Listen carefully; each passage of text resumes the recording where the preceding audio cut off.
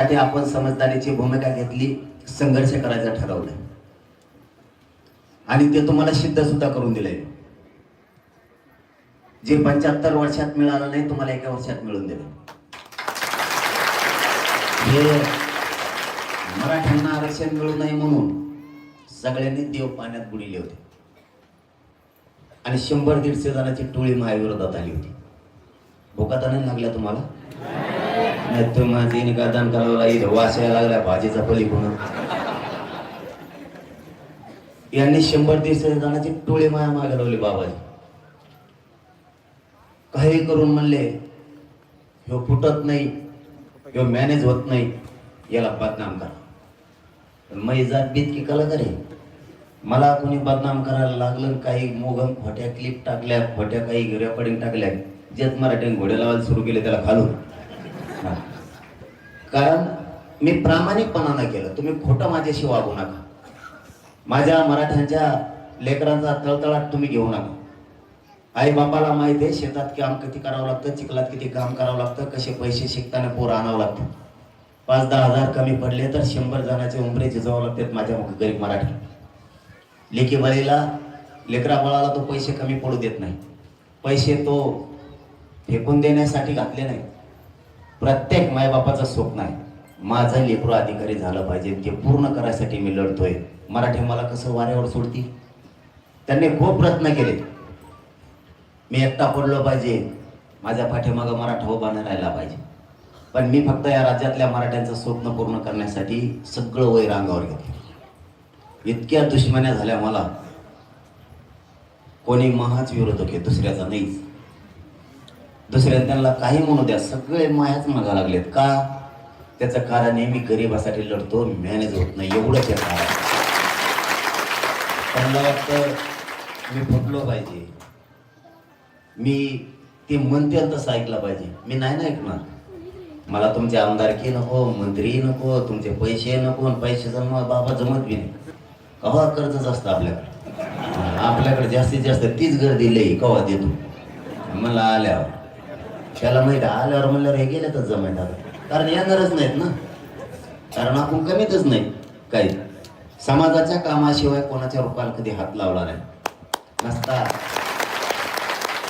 आज तुम्ही इकडं एवढे लोक बसतात, कुटुंब बाहेर पण भरले. मी जर म्हणलं पैसे पाहिजे 1 मिनिटात देता तुम्ही. पण राज्यात एकाही मराठीच्या लेकरा बाळाचा रुपये विनाकाराने मी खाल्ला नाही आत्तापर्यंत. मी खाणार पण. फक्त तुमचं स्वप्न पूर्ण करतोय. समाजाला मायबाप मानलं आणि तुमचा मुलगा म्हणून काम करतोय आणि इमानदारीने करतोय. आणि स्वप्न मात्र तुमचंच पूर्ण करतोय, तुमच्याच लेकरा बाळाचं पूर्ण करतोय. म्हणून एवढा जटून रात्रंदिवस झटतो. विचार नाही करत शरीराचे काय हाल आहेत, उपोषणाचे काय हाल आहेत, अजिबात विचार नाही करत. समाजाला जितकं देता येईल तितकं द्यायचं. आणि माझं शेवट स्वप्न आहे तुमचे लेकरं बाळ IPS दर्जाचे अधिकारी झालेले मला बघायचे. त्याच्याशिवाय हाणायचं. मला वाटतं काल परवाच एक भरती झाली. 700 का 750 महावितरणमध्ये पोरं लागलेत आपले. कसं काय आकडा चालला आता, कसा पळायला लागला. पण ते पळतच नव्हता. दुसऱ्याचेच ऐकायला यायचे, याचे लागले, त्यांचे आडनाव हातात लांब इतकले वाचता येणार. ते गेले मध्ये. आणि माझा मराठा देशासाठी लढतो, राज्यासाठी लढतो. त्याचे पोरच नोकऱ्यात जात नाहीत. प्रत्येक भरतीत पोरण पोरी चाललेत आपल्या. आज सकाळी 2 पोरी आलत्या. कुठल्या आलत्या? अभियंता काहीतरी झाल्यात ना त्या. अरे तुम्हाला मराठ्याला कॉलरच टाईप करायला लावणार आहे कवा द्या. त्या पोरी रडत पण होत्या आणि हसत पण होत्या, आनंदानं रडत होत्या. आई बापाने स्वप्न बघितलं असेल माझी लेक अधिकारी व्हावं, लेक अधिकारी किंवा पोरगा अधिकारी व्हावं. ते स्वप्न पूर्ण करायसाठी रात्रंदिवस झटतोय. म्हणून राजकारणाच्या नादी लागू नका म्हणतो. एकजूट राहा. करा राजकारण करायचं तर 1 दिवसासाठी, दुसऱ्या दिवशी गळ्यात हात टाकायचे आणि हिंडायचे. मारामारी त्यांच्यासाठी करायची नाही. आपण ते राजकारणाची विनाकारण दुश्मनी बाबाच्या अंगावर लावून घेतली. निवडून येत आहे ते डोके फोडीत होता आपण. त्यांनी एखाद्या बार आपल्यासाठी डोकं फोडल्यास तुमच्या ऐकण्यात आहे का? नाही. आणि काय मतदान करतात मग त्यांना? त्याच्यासाठी आपण डोके फोडतोय. 2-2 पिढ्या झाल्या आपण बोलावणं एकमेकाला. तुम्हाला एक उदाहरण सांगतो. जाऊ दे, वास येत असला तरी मागच्या जास्त येतो. जाऊ दे, जेवण देऊन आता सोडित नाही तुम्हाला 5 वाजता.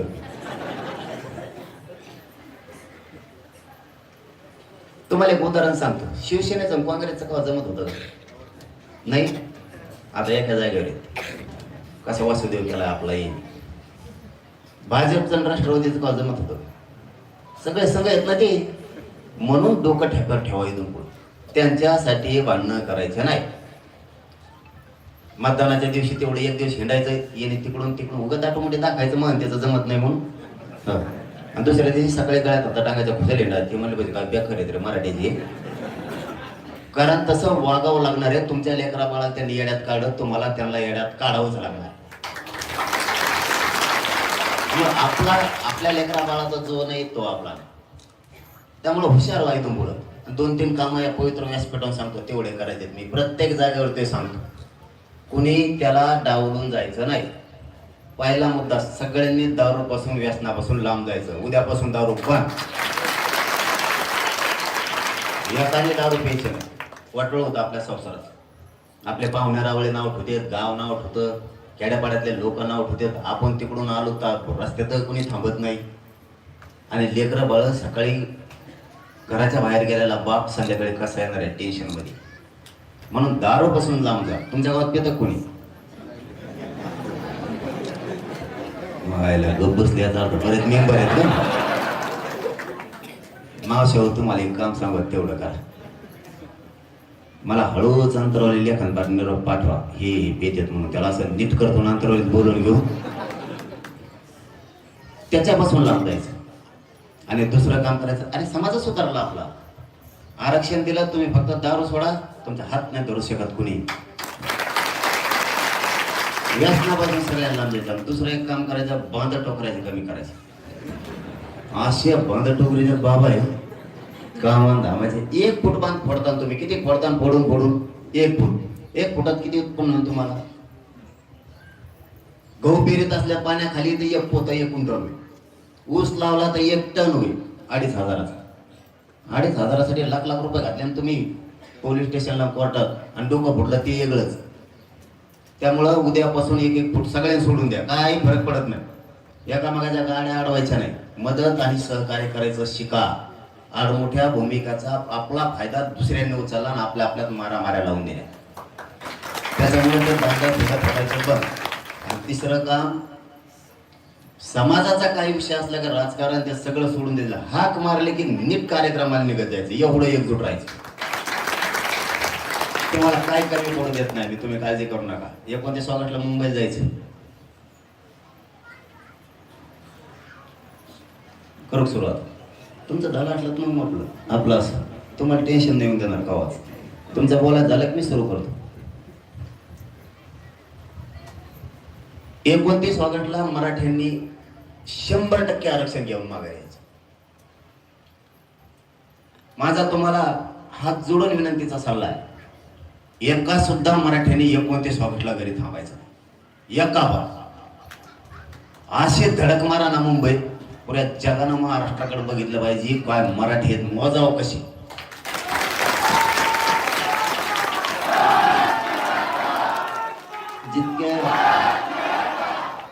जितकी ताकद लावता येईल तितकी शेवटची लेकरा बाळासाठी लावा. कशाचाच विचार करू नका. जे वाहन असेल ते बाहेर काढायचं. मी तर परवा असं ऐकलंय. आता ते पोरं आता काही निर्णय घेतात आपले. फक्त ऐकलंय ते म्हणतात आता असा मेसेज फिरवायचा राज्यात एका तालुक्यातून म्हणजे मतदारसंघातून 50-50 हजार गाड्या काढायच्या. म्हणलं टेन्शन घ्यायचं काम आहे. कारण कोणत्या मतदारसंघात 1,00,000-1,15,000 मराठी. ते म्हणतात अर्ध्या मराठ्याकडे गाड्या असतात ना, मोटरसायकली काही रिक्षे. आणि काय आलं ते म्हणले घरी एका जर 2-2 बसायचं. आणि मुंबईला जर हे एका तालुक्यातून 50-50 हजार गाड्या निघाल्या. एक गाडी मुंबईत आणि एक अंतरवाली. आणि मी पुढे त्याचा मेळ नाही. आणि माया आधी जाऊन बसलेत मुंबईला. माया अगोदर मुंबई. आता हे मीडिया समोर सांगायला नाही पाहिजे मी, पण मला परवा आणखीन एक माहिती मिळाली. मराठ्याच्या पोरांनी फोन लावा सुरू केलंय मुंबईत. आपला पाहुणा कोणी आहे का तिथं, मित्र कोणी नोकरी गेला. हे आधी 2-4 दिवस त्याच्या घरी जाऊन राहणार आहे.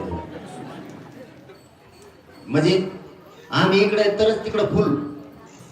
मराठी संकट डोकं लावायचं नाही. मी हे प्रत्येक वेळेस सरकारला सांगतो. मी तुमचा हार याच्यासाठी घेतला नाही. की ते स्वर्गीय महादेव मुंडेंचं मर्डर झालं, खून झाला, आणि त्या माऊलीला कोणी साथ द्यायला तयार नव्हतं म्हणून ते अंतरवलेलं आहे. मी जातीवादात तोलत नाही कोणाला. माझ्या मराठ्यांचे संस्कार कसे आहेत आमच्यावर. आमचा मराठा जातीवादी असू शकत नाही, पण तुमच्या स्वार्थासाठी तुम्ही आम्हाला जातीवादी म्हणता. पण माझ्या मराठ्याचे संस्कारच आमच्यावर असे. कोणाला जर ताकद द्यायचं ठरलं आणि एकदा जर शब्द दिला, ही मराठ्याने जर शब्द दिला तो मदत करणार, तर मराठी मदतच करणार, गद्दारी करणार. त्या माऊलीने बाबाजी माझ्याकडे 3च मागण्या केल्या. 2 वर्ष परेशानी मी लेकरं बाळा घेऊन जाऊ कुठं. 3 लेकरं आहेत, करता पुरुष घरातला मारून टाकला. त्यांच्यावर इतके वारा केले की मांस सुद्धा काढून न्याला. जगात कुणी ऐकलं नसेल की मांस मारल्याच्या नंतर मांसाचा मांस काढून न्याला जातो. हे पहिल्यांदा घडलं. ते मायमाऊली ओक्साबोक्शी रडत होती जनावरासारखी. मी तिच्यात बघितलं नाही की ती वंजाऱ्याची आहे. ती या बीड जिल्ह्याची लेक आहे म्हणून ती माझ्याकडे आली. तिने सांगितलं, दादा 2 वर्ष झाले मी ते.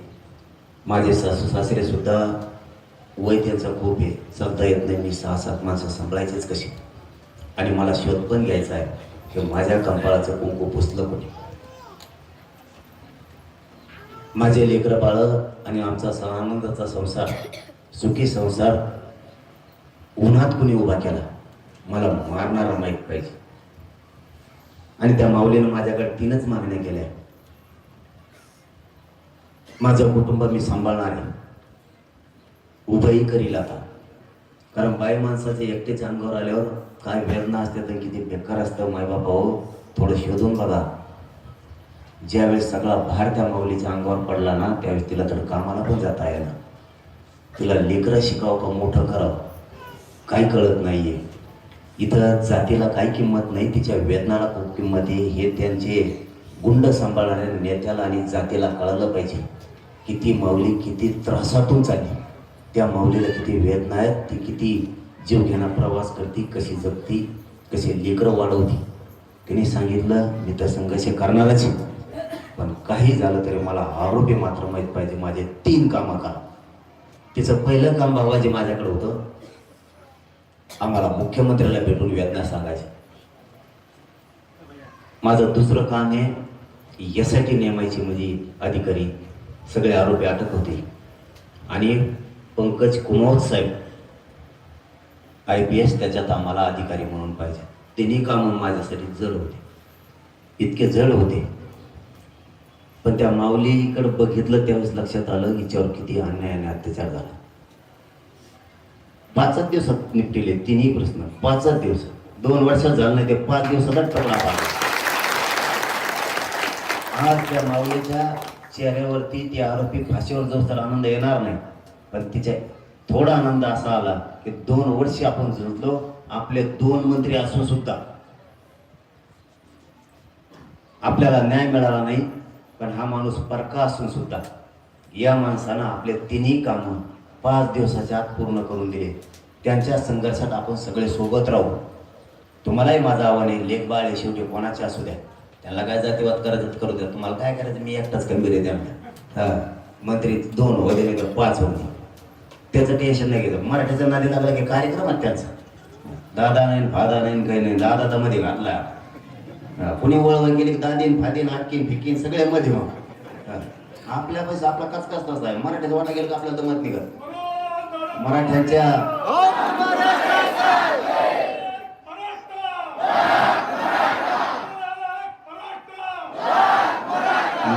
न्यायासाठी मी कोणत्याही थराला जातो.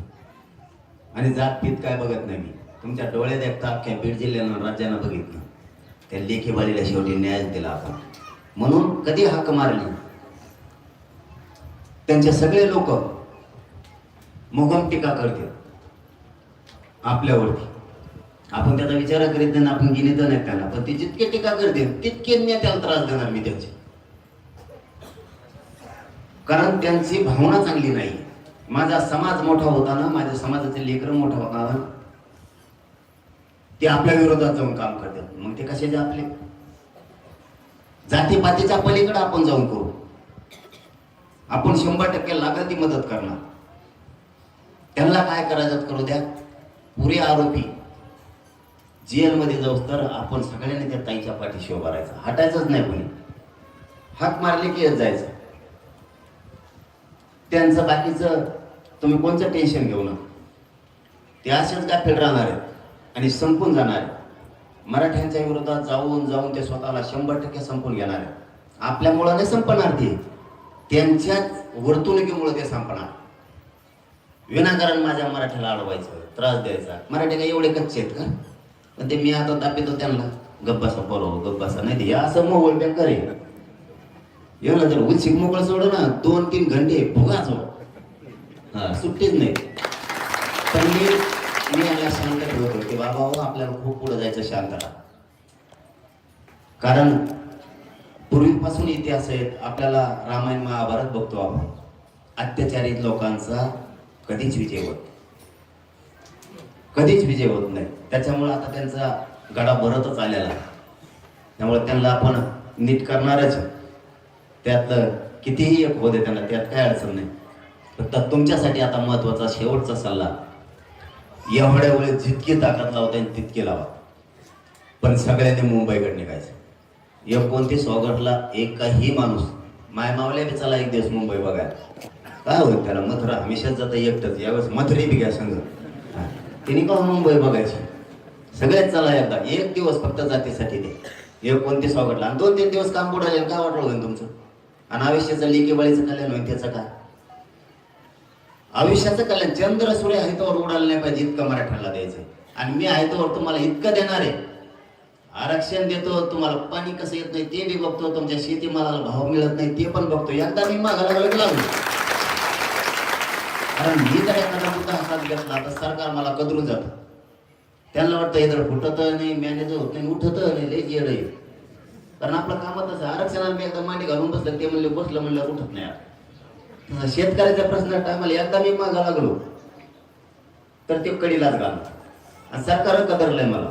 आपल्याकडे एक मंत्री येत नाही आणि आला तर घोडे खाल्ल्याशिवाय माघारी जातो. कारण मी मित्र तो करत नाही कॅन्सर. मला माझ्या समाजाला द्यायचंय, समाजाच्या लेकराला द्यायचंय. शेवटी सांगतो, समाज आणि लेकर मोठे करू लागा.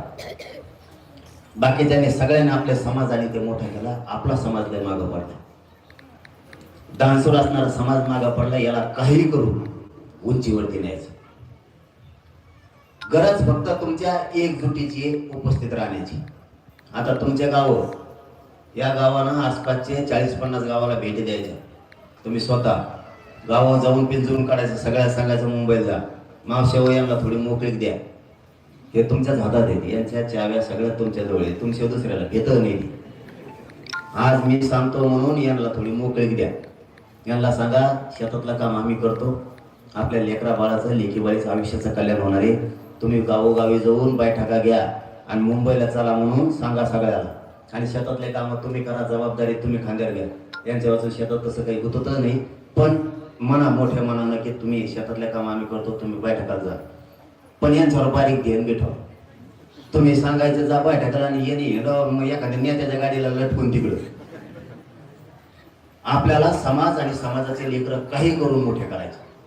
आणि एवढ्याच वेळेचे शेवटचे फायटे आले. तुम्हाला मोगास सांगितलं, मी तुम्हाला रिझल्ट दिलाय. जे तुम्हाला 75 वर्षात मिळून दिलं नाही ते एकाच वर्षात आणलंय. 58 लाख नोंदीमध्ये 3.25 करोड मराठी आतापर्यंत आरक्षण गेले. 3.25 करोड. राहिलेले पण सगळे मराठे घालायचे. तुमचं फीस मध्ये तुम्हाला पोरं शिकवताना फायदा होणार. आजकाल शिक्षण करणं अवघड झालंय, फीस आता परवडत नाहीये, त्याच्यामुळे आरक्षणाची गरज आहे. तुमचे पोरं पोरी नोकरीत पण चालले. तुम्हाला राज्याच्या केंद्राच्या सगळ्या योजना आहेत. तुम्हाला घरकुलं येतं, सिंचनाच्या कृषीच्या योजना आहेत, काय नाही जिल्हा परिषद पंचायत समितीच्या सगळ्या योजना आहेत. चारही बाजूला समाज मोठा होतो. म्हणून आरक्षणाची लय गरज आहे. शेवटची फाईट हाणायची एवढ्या वेळेस. आरक्षणच घेऊन मागे द्यायचंय आणि ते तुमच्या हातात. तुम्ही जर एकजूट 2-3 दिवस दाखवली, 100% मराठ्यांच्या डोक्यावर गुलाल पडला म्हणून समजा. आणि एवढ्या वेळेस काही झालं तरी हरकत नाही, मराठ्यांच्या डोक्यावर विजयाचा गुलाल टाकायचा. ही 29 ऑगस्टला ऐतिहासिक लढा होणार. असा रेकॉर्ड ब्रेक मोर्चा आणि एवढा समाज कधीच गेला नसेल. भूतो ना भविष्यात असा विजय मराठ्यांचा होणार आहे, म्हणून कुणीच घरी राहायचं नाही. कीर्तन बिठवलेत आपण आता तिथं. मुंबईला नवीनच बघायला कार्यक्रम या बाबाची लिस्टच केली आम्ही आहे. ह्या बाबाचं ह्या दिवशी कीर्तन, त्या बाबाचं त्या दिवशी कीर्तन. पॉम्पलेट फक्त डिक्लेअर करायचं झाले. एकदा पॉम्पलेट डिक्लेअर केलं ते बाबा एवढं बाबा मोठं आणले तो आता काही नाही तर सगळ्या शाहिरांच्या तारखे घेतल्या. दिवसभर पोवाड्याचे कार्यक्रम, सगळी तयारीने त्यावेळेस. संध्याकाळी कीर्तन. मोठमोठाले महाराजांना सांगितलंय की तुम्ही संगीत भजन असतं ना, हो द्या म्हणलं ते बी आता तिथं मुंबईत काय नेमकं आरक्षण मागायला आले का मुंबई सप्ते करायला आले, मिळत नाही लागला पाहिजे. महाराजांनी वाटून घेतले. आता त्यांनी बी आपले मोठमोठाले पक्वाज वादक आहेत आपले म्हणलं हो द्या तिथं. आता ज्याला जे आवडतंय ते, काहीला भजन आवडतं, काहीला कीर्तन आवडतंय, काहीला शाहिरी पोवाडा आवडतोय. कारण पोराला आता तिथं लाखात पोरं राहणार आहेत. ते काय विशाल पद्धतीनं मराठा समाजाचा जनसागरसारखा पसरणार आहे. मराठी पहिल्यांदाच मराठ्याला बघणार आहेत की मराठी इतके. आणि ज्याला काहीच आवडत नाही, समजा आवडत पण नाही, ते आपले डीजे सगळं घेते चढून दे धंगाळंग त्याला काय करावं मग. आता मला काही करून गरीब मराठ्याला आरक्षण द्यायचं, माझा उद्देश वेगळा आहे. ते आता इथून तिथूनच घेते, त्याला मी काय करू. तिथं वाचित बसत देत बाबा. तुम्ही नव्हते मुंबईत, तुम्हाला काय सांगावं. मी वाशीत होतो मार्केटला, तोवरच आझाद मैदानला होते. बरं गप्प बसाव ना, मोठ्या हॉटेलमध्ये चहा प्यायला द्यायची. काय काय पोराला माहितच नाही त्या चहाचे इतके पैसे आहेत म्हणून. पेल्यावर तो मला 150 देते, मला 150. अरे महिनाभर चहा पितो म्हणे मी 150 रुपये, तू 150 रुपये नाही देत पैसे म्हणे, कर तुला काय करायचं. तेव्हा हाटला सांगा सोबत भिडलं त्या हाटला वाल्यासोबत. आणि बरं ते नका का ते ना बाहेर जाय ना हाटलाच्या जात नसतो म्हणला तो, इतके मागितलेच कसं काय मला पैसे. आणि जे त्याच्या दारात त्या हॉटेलच्या चूल मांडली आणि त्याच्यावर भात शिजा ठेवला. त्याच्या हाटला दड माणूस आता जाणं ना आतले बाहेर यायला त्याचा भातच शिजणं. 3 घंटे झाले तरी भात शिजणं. पोलीस बांधव सगळे गेले. ते एका गल्लीत पोरं बसलेले होते लय मोठे. आणि त्या पोराला सांगितलं इथं बसू नका म्हणे, कोणचं पण झोन आहे म्हणे, VIP झोन. ते मला VIP झोन आहे, अरे मग पसरा टाकायला जाऊन नाही. जे जाऊन गुळीला बसलं 1.5 घंटा नुसतं फेसच करीत होतं अंगाचा. नियम मध्ये मराठ्याच्या नादी लागणं सोपं नाही. मी त्यांना सांगितलं तुम्ही मराठ्याच्या नादी लागू नका, आरक्षण पटकून देऊन टाक. यावेळेस ना पुरे मराठी चढा. पुणे आणि मुंबईच्या मराठींना आपल्याला काही कमी पडू दिला नाही. आपल्या लेकरा बाळा त्यांच्या लेकरा बाळाप्रमाणे सांभाळलं होतं, काही कमी पडलं नाही. त्यावेळेस तर नाशिक जिल्ह्यावर आणि पुणे जिल्ह्यावरती जबाबदारी टाकली. लाखानं पोरं मुंबईत राहणार आहेत, कोटीनं मराठीचे पोरं राहणार आहेत. 2 टाइम रेल्वे, जिल्ह्यातून भाकरीन भाजी गोळा करायची, रेल्वेने मुंबईला आणायची. सकाळी संध्याकाळी खाल्ले की झोपलेच. मग आरक्षण होतं, मग घरी यायचंच नाही आता. पण आम्हाला काय त्रास दिला ना तिकडं. मावशी हो तुमच्याकडे सगळं कारभार आता, नाही तर आम्हाला मला असं ठेशी त्याने एकट्याला मला तिकडं का काही वळवळ केलं, इकडे रस्ते बंद. एक चाट बी फिरून द्यायचं नाही महाराष्ट्रात. शांततेत पुढच्या डांबरावर जाऊन बसायचं. आणि सगळ्या मावशी एकत्र राहिले ना, आणि तिने एकदा चप्पल काढली, अरे खेळच खाला. एक मंत्री आमदार पुढे येत नाही कोणा. ते तर आम्हाला त्रास द्यायची एवढी त्यांचं डेअरिंग नाही. पण आपण सुद्धा सावध राहा. तुमचे लेकर म्हणून आम्ही तिकडे लढायला चाललो. तुम्ही सुद्धा मागे सावध राहायला पाहिजे. नुसतं काम करीत बसू नका आणि लेकराचं वाटोळं पण होऊ देऊ नका. लेकरासाठीच ही लढाई. तुम्हाला कळलं. तुमच्या गावात निघाले का? निघालं हा, तुमची मजा झाली राहू. आमचं तसंच गुतलंय आणखीन. आमचं निघाणार ना वा मग मोबाईल याचा अंदाज नाही तुमचा आहे. निघालं म्हणल्यावर का तो म्हणताना आपला भागला. आता ज्यांचं कुणबी प्रमाणपत्र निघालं नोकरीला बी लागले. तुम्हाला आणखीन एक शब्द सांगतो, तो लक्षात ठेवा सगळे. तुमच्याकडे जरी 1 कोटीची प्रॉपर्टी असेल ना, तर एक त्या कुणबी प्रमाणपत्राची तेवढी ताकद आहे. तुमच्याकडं 5 एकर जमीन जर असले ना, 5 एकर जमीन इतकी एकटी ताकद त्या कुणबीच्या कागदात आहे, त्या प्रमाणपत्रात. तुमच्याकडं 50 एकर 100 एकर जमीन असू दे, तुमच्याकडं बंगला असू दे, एकट्या बंगल्याची ताकद एका कागदात. आणि तुम्हाला हे महत्वाचं सांगतो, तुम्ही आणखीन 3-4 वर्षांनी बघा, तुम्हाला आरक्षणाची किंमत कळन. घराघरात पोरग आणि पोरगी नोकरीला लागल्यावर मग तुमच्या लक्षात येईल आरक्षणाची किंमत. म्हणून ज्यांचे कुणबी प्रमाणपत्र निघाले त्यांनी मुंबईला चालायचं, आणि ज्यांचे निघाले नाहीत त्यांनी पण चालायचं. टाळायचं नाही. लेकरं शेवटी लेकरं असतात, आपल्या असो नाही तर त्यांचे असो. आज आपलं निघालं, उद्या आपले कुणीतरी भावकीतले आहेत, आपले पाहुणे आहेत, मामाचे पोर आहेत, मावशीचे पोर आहेत. राज्यभरातल्या आपल्या मराठ्यांच्या सगळ्यांना आरक्षण मिळून ते लेकरं मोठे झाले पाहिजेत. तुम्हाला आनंद काय असतं? आणि लेकरं अधिकारी झाल्यावर लाल दिवा घरात जो येतो ना, तहसीलदार झाला, तुम्ही PSI झाला, तुम्ही API झाला, तुम्ही कलेक्टर SP झालात, त्यावेळेस तुमची शान किती वाटते बघा.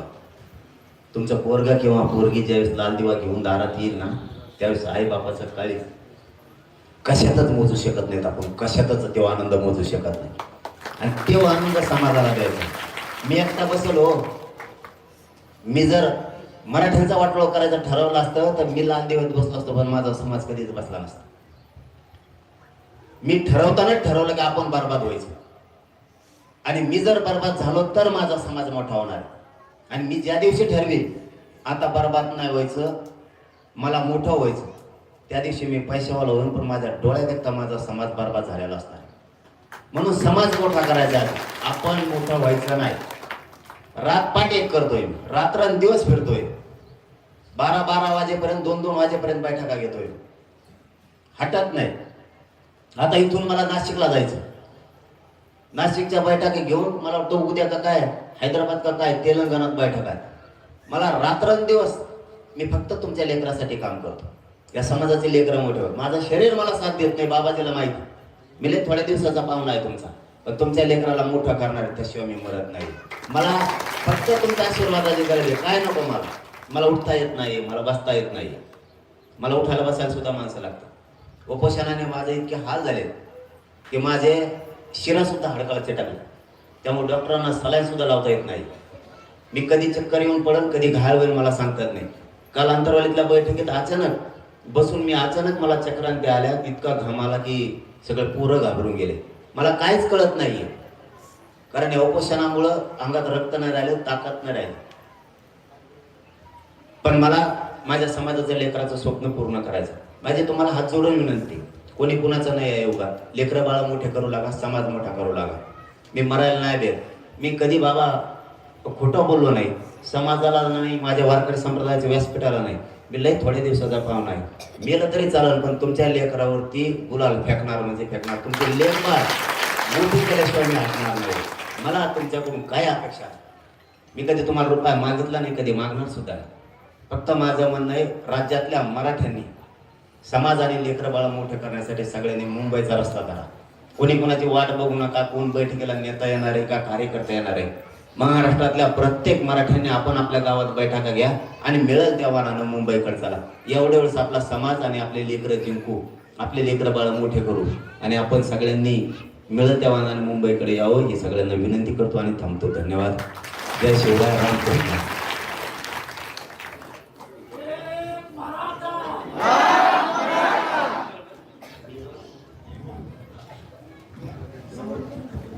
समोरचे थोडासा रस्ता करा. पटकन मधली तरुण मंडळी उठा.